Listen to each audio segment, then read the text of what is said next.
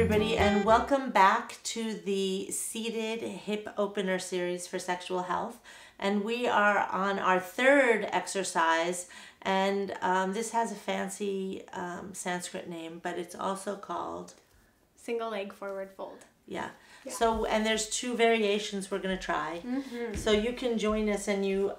So the setup is really similar from Baddha Konasana, the last pose that we did, right? We want to have that same support under the hips. We want to have that same length through the pelvis. So if your pelvis was a bowl, which it actually kind of is a bowl, we don't want it to be spilling forward and we don't want it to be tipping backwards, right? We want it to be... you know, upright. Full to the brim and upright and balanced. Okay, so... And so if you need some height, take some height. Exactly. To do that. Yeah, and then bring the shoulders on top of the hips, and let's start with the right leg out, and we'll flex the right toes. We're going to do this to activate the muscles of the right thigh, and just a gentle lift to the kneecap. So we want to stay this leg active. is working. Yeah. This left foot's going to come to the inside edge of the right leg, anywhere, right? It can be low, it can be high, whatever feels right for you. And this first variation, we're going to take it into a forward fold. So let's begin by rotating the heart center toward the right knee and taking a big breath in, thinking about lengthening up through the crown of the head. And then from there, lead with your head as you start to hinge at the hip. So we're not going to round quite yet. We're looking for length, length, length. And then with the next exhale, the chin bows toward the chest and we fold. So we're not just collapsing, we're looking for some space.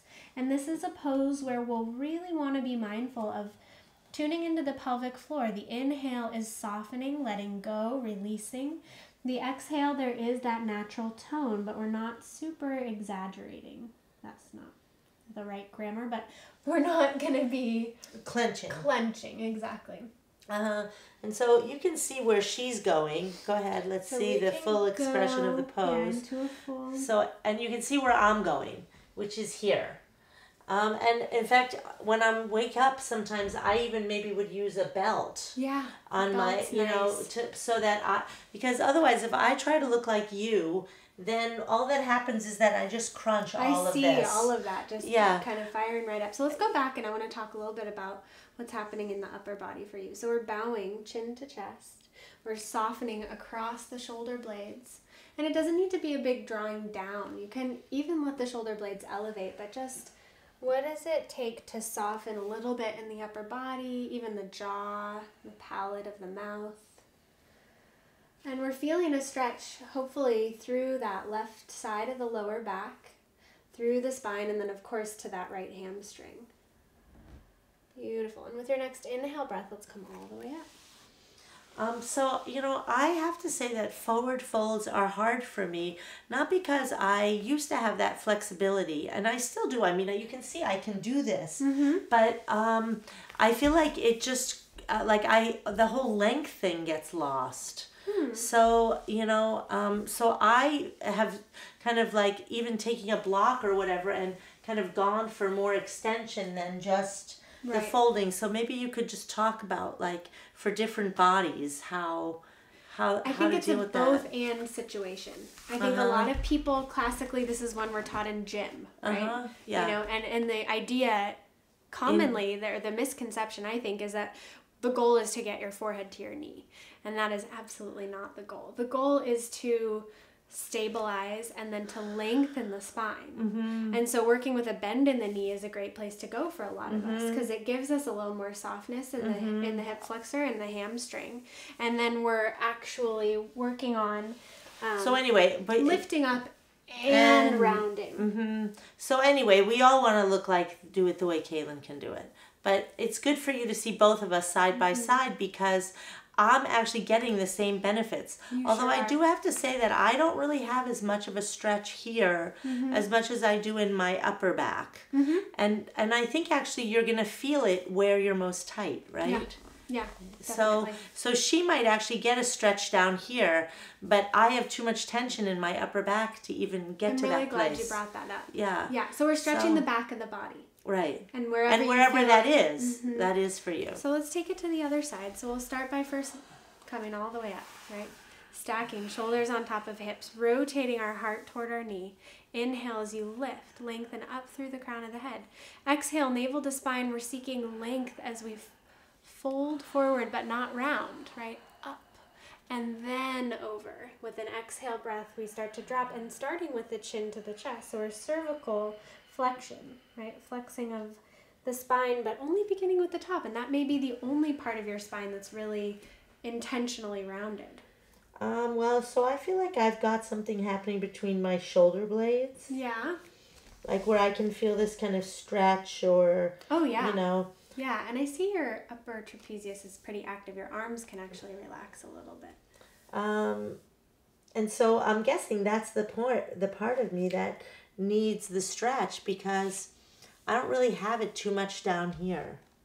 Yeah, and I think that fits based on the work that we've been doing kind of in your thoracic spine and the heart opening, shoulder alignment. That fits. But if you were to look at Caitlin go into the pose, and see that she can like really bend deep in, you know, her upper back is much more open.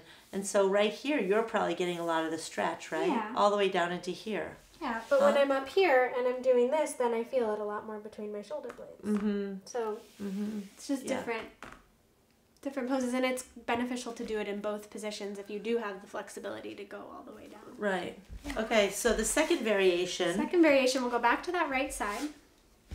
Same position, but this time we're going to take it into a side bend. So last time we were rotating heart to knee. This time we're going to just face forward, so the heart is shining toward the front. And sometimes, you know, people do this same pose with both legs open. And Caitlin... So you can do it like this, but it's a different pose. Yeah.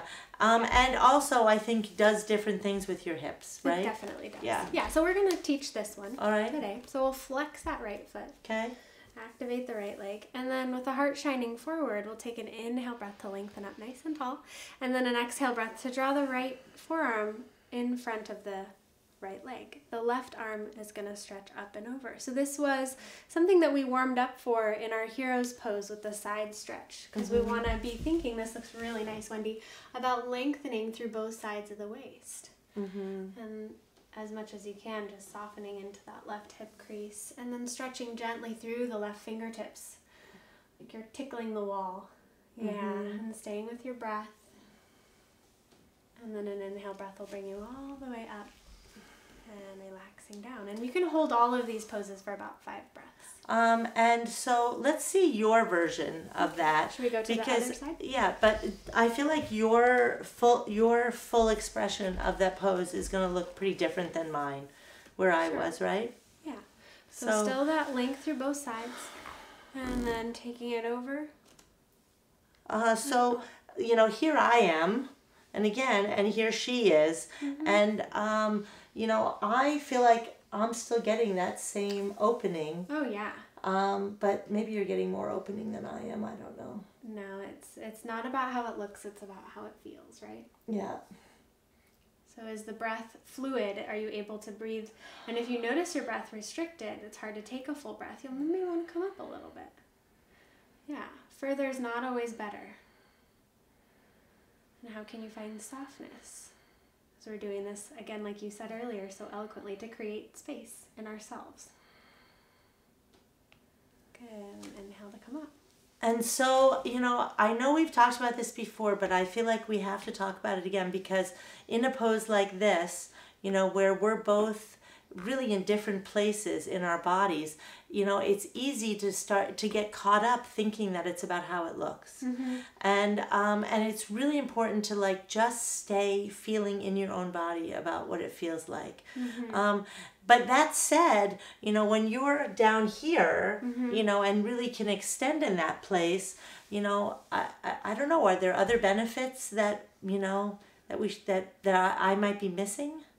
No, I don't really think it works like that. I think, you know, I've been doing this for work. This is my practice. I do it a lot, and I notice how before I've always been flexible. I've had flexible muscles and been able to go places, and I've heard you say before, where I maybe had no business going because I was maybe hypermobile. And so learning to move with awareness, with structural integrity and strength is really the key. And so wherever you have that, wherever you have your foundation is where you should be.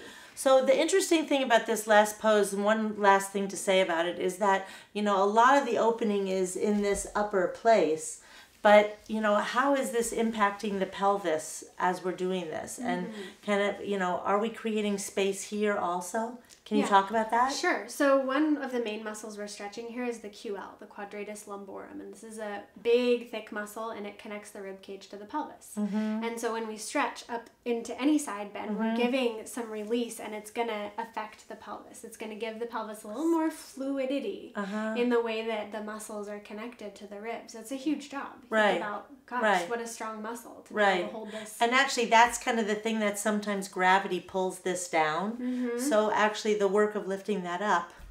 So anyway, that's a great pose to try. And we'll be back with another one. And make sure you tell your friends to like us and keep watching. We'll be right back.